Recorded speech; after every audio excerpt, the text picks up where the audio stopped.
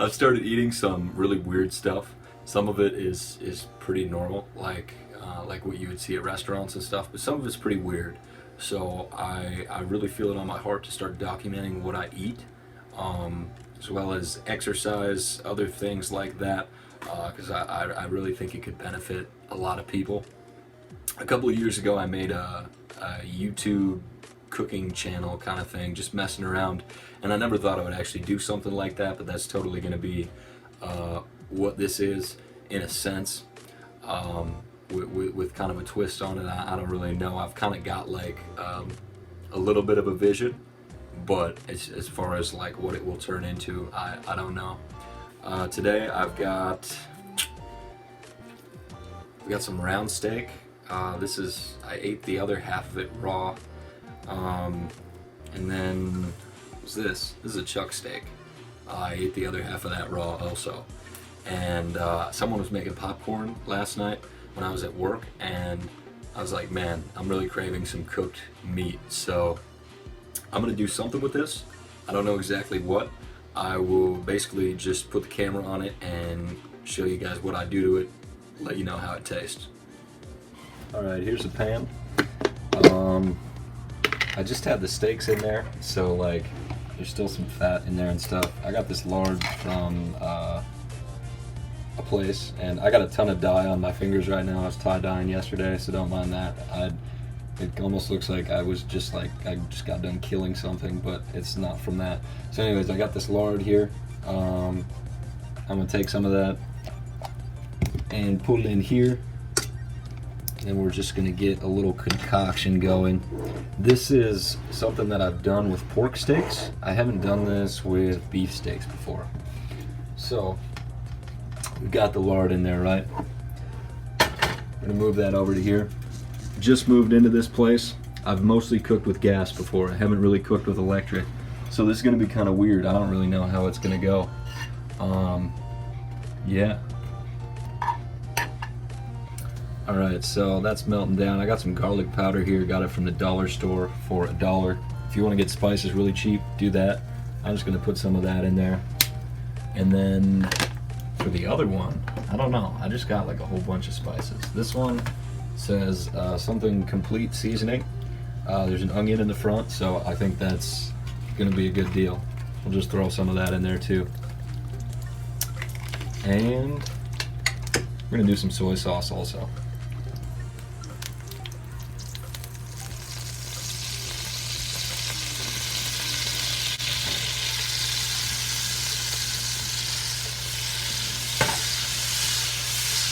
Just kind of rolling that around in there. It's a little weird not having an overhead fan in here. I'm totally used to that. So whatever amount that is, you can do that.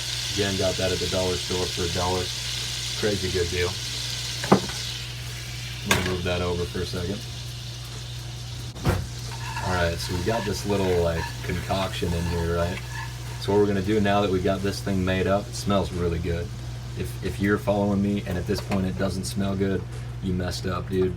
Okay. So I'm just gonna put these in here, and what we're gonna do is keep it on a really, I'm gonna flip them around some too. Just get those juices all up on it. Alright, so we're gonna keep it at a really low heat. I've found that no matter what meat I'm cooking, usually the slower that I cook it, the more ridiculously delicious it is.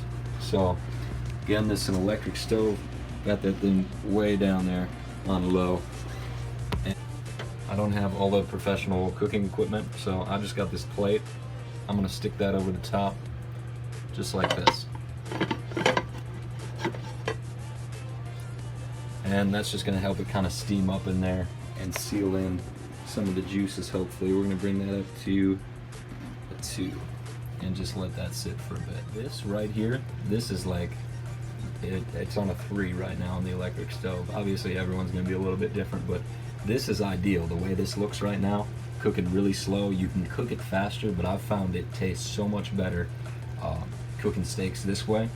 The time you put into it will be like so well worth it. It smells amazing already.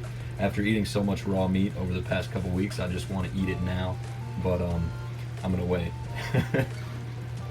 And I just want to let you know I covered that back up again too. So we'll let that go. I think we'll let that go for about 8 minutes or so. I'm going to set a timer.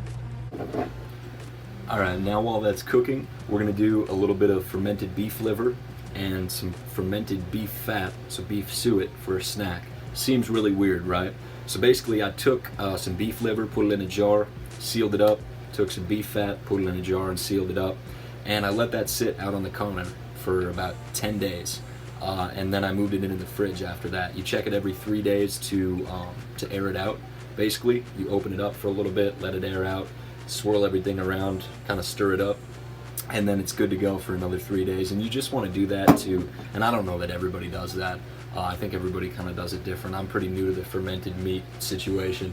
But yeah, basically, you can just eat it after like a week or so. People usually eat it, but some people eat it every day, which seems weird, like you're just eating rotten meat basically. But it's really good for you. There's a lot of vitamin K2 in it. I couldn't list off a ton of things that does, but you really won't find it anywhere else. I'm talking specifically about the liver. The beef fat, I don't really know the benefits to that. You can look it up. Just look up like fermented beef suet, I guess, but I'm gonna eat some of that on camera for you just to show you that it doesn't kill you, and it's actually kind of good. It's actually really good. You'll start to crave it. It's weird. I noticed after I started eating raw meat that I'll crave things more. But initially it was a bit strange, especially with the raw liver. The raw beef fat, like not fermented, was pretty laid back. You throw some salt on it or whatever, it doesn't really taste like anything. But raw liver at first, it's like whoa, because it like tingles in your mouth. The fermented version of it, at least.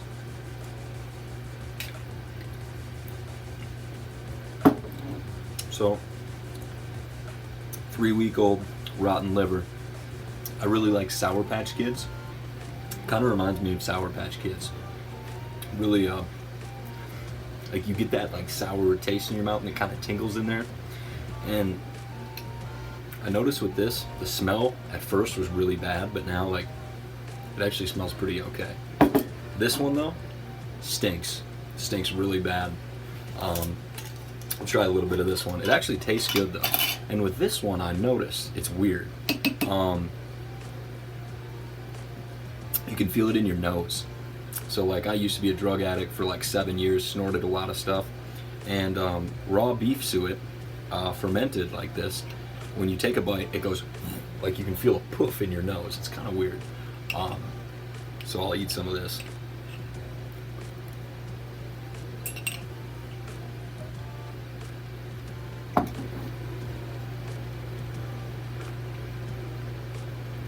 And that one smells really bad, tastes really good. Not a super strong taste yet, but I think after a couple months it'll get pretty intense. So yeah, raw beef liver, raw beef fat. I don't have it every day. I just don't really feel like it. If I did, I probably would eat it more. This is what I've got coming up soon in the future. I'm gonna eat this thing. It's just a little ribeye here.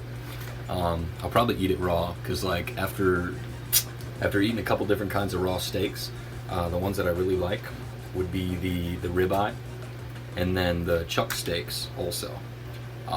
As far as eating it raw, those are like the easiest ones. I noticed that with tenderloins and round steaks, those are a little bit tougher to chew up when it's raw. Still really good, but much more of a challenge to eat. And I haven't tried like tenderizing them yet. I think that's the word. You pound them with this hammer thing. I did it a little bit with the round steak, but yeah, it didn't seem like it did much. And I was kind of hitting it really weak because it was like nighttime and I didn't want to wake people up because I have neighbors below me. But yeah, when I eat this thing, I will definitely make a video of that. It seems really weird at first eating raw meat, but makes you feel really good. I'm like in great shape, and yeah, it's just, man, I don't know, it just feels like so natural. So we're gonna go back to this thing. We got about 2 minutes on there. We're gonna check it out and see how it's doing. So those are actually a lot more dumb than I thought they'd be. So what I'm gonna do is I'm gonna flip them and just give it like just a little bit, not too much longer. because I kind of want them rare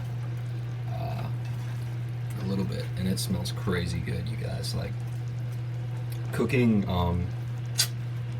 stuff that tastes really good is not a challenge. I think people try to get too much stuff involved, and so I'll just put this on for another like maybe like 2 minutes or so. I found that like the simpler recipes are like some of the best ones to start out with. It's really encouraging to be able to cook something and have it be like really good.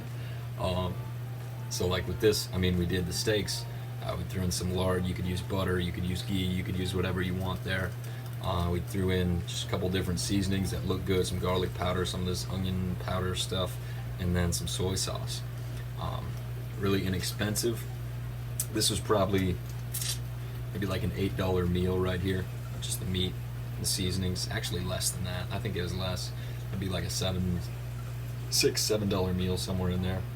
But yeah, we're gonna get this thing rolling, take a bite, and see how it is. So I just pulled the top off there. I only let it go another maybe like 2.5, 3 minutes or so. It's still bubbling in there.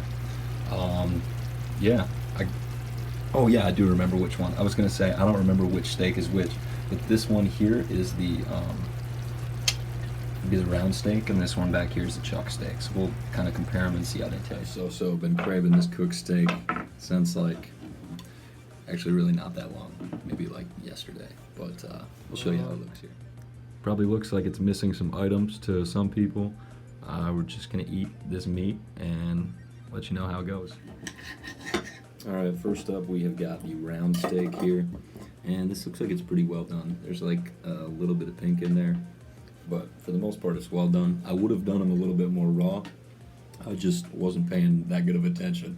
I just kind of wanted to eat these things.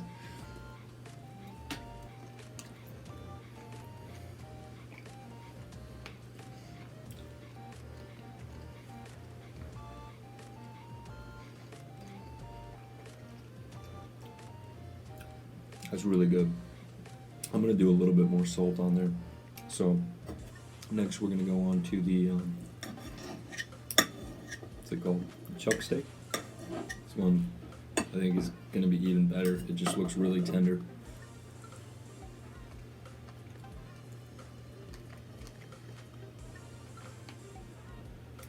Dude, the chuck steak wins. Same seasoning, cooked in the same deal for the same amount of time. Definitely the chuck steak over the round steak. It's just more tender, has more flavor, there's more fat on there. But yeah, I'm gonna throw a little bit of salt on there. This is just pink Himalayan salt, and I'm gonna absolutely destroy probably all 3 of those chunks of steak. So I did the dishes, and I still felt a little bit hungry, so I pulled this out of the freezer. What this is just raw beef fat. It's called beef suet, so it's like the suet from, I think it's around the kidneys, somewhere around the organs. It's really good. There's like no flavor to it, and I mean some people put salt on it or things like that, which I think it'd be cool to try, but like really I just find it the easiest to just pull it out of the freezer, just like this. You just eat it raw. Doesn't really taste like anything. They do like vary slightly in taste, I've noticed. I think I've bought it like 4 or 5 times. Usually buy like 5-10 pounds at a time. It's really inexpensive, and this is a great like filler. And some people recommend they actually fill up on this before a meal, before they go to the protein side of it, which I have messed around with a little bit. I don't really have like a set way of doing it yet. This is just like a great thing to fill up on after a meal if you're doing keto, carnivore, whatever, because it's just all fat. It's like if you were just eating coconut oil, or if you were just eating avocado oil, but obviously kind of different kinds of fat. But yeah, it's really good, really easy, just kind of like ice cream. Just keep it in the freezer. And it's really, really filling.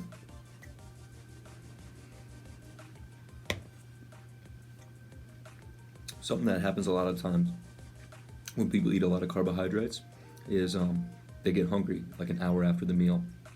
And I believe it's because your insulin is getting like way cranked up. And it's just like back and forth all the time. If you're eating sugar, if you're eating carbohydrates, if you're eating just kind of like the standard American diet. But with this, like you fill up on fat, there's a chance you might not want to eat for like 3 days. I noticed that right away with keto is I could go like so, and I was into fasting and stuff already, so that might have came more natural. But I was like, man, I haven't been hungry in like multiple days. Like, what's going on? It's such a different feel completely doing keto, carnivore, whatever kind of low carb deal you might try and do. Thank you guys so much for watching, and have an awesome day.